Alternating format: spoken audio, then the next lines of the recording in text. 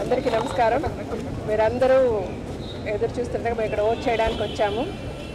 కాకపోతే నార్మల్గా ఈ మూవీ ఆర్టిస్ట్ అసోసియేషన్ ఎలక్షన్స్కి ఎప్పటికంటే ఈసారి చాలా ఎక్కువ ప్రాముఖ్యత వచ్చింది. అగైన్ మళ్ళీ మీడియా వల్లనే. బట్ అంటే నార్మల్గా ఇక్కడ ఎనానిమస్గా జరుగుతుండేది. మురళీమోహన్ గారే ప్రెసిడెంట్గా ఉన్నారు ఫర్ మెనీ ఇయర్స్. అది ఫస్ట్ టైం ఈ చేంజ్ ఓవర్ వచ్చినప్పుడు చిన్న కన్ఫ్యూషన్. రాజేంద్ర ప్రసాద్ గారు అన్న జయసుధ గారు అని వాళ్ళిద్దరి మధ్య ఒక చిన్న పోటీ వచ్చింది. పోటీ అనేది 110% ఉండాలండి. ఎనానిమస్గా మనం ఒప్పుకున్నప్పుడు ఆబ్వియస్లీ మనం పోటీకి వెళ్తాం. కాకపోతే ఇక్కడ ఏమైందంటే ఇది విధిందా మా ఫ్యామిలీ ఉండిపోవాల్సింది. ఏదైనా మంచి వచ్చాడో అనుకోకుండా లైక్ మనం పబ్లిక్గా వచ్చింది ఇష్యూ.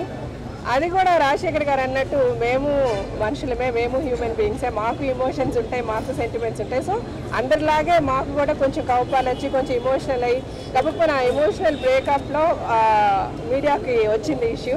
ఇంకా తర్వాత ఆబ్వియస్గా మీడియా క్యారీ చేసింది దాన్ని. బికాస్ ఏది ఏమైనా సరే సినిమా అనేసరికి అందరి కాన్సన్ట్రేషన్ ఎక్కువ సినిమా మీద ఉంటుంది.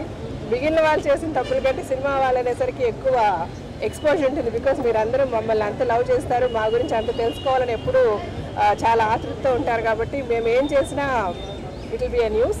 But anyway for good or bad ఇదొక దిష్టి అని అనుకుంటున్నాను మా మూవీ ఆర్టిస్ట్ అసోసియేషన్కి. దీంతో మాకున్న ఆ దిష్టి పోయి ఈ పోటీ అనేది చాలా ఆరోగ్యకరమే. బట్ ఏ ప్యానెల్ గెలిచినా ఎవరు గెలిచినా 110% ఒకరికొకరు హెల్ప్ చేసుకొని ఒకరికొకరు సపోర్ట్ చేసుకొని మూవీ ఆర్టిస్ట్ అసోసియేషన్ అభివృద్ధి కోసం అందరూ పాటుపడాలని నేను కోరుకుంటూ మేమందరం కూడా అదే దిశలో పనిచేస్తామని చెప్పుకుంటూ థ్యాంక్స్ అండి.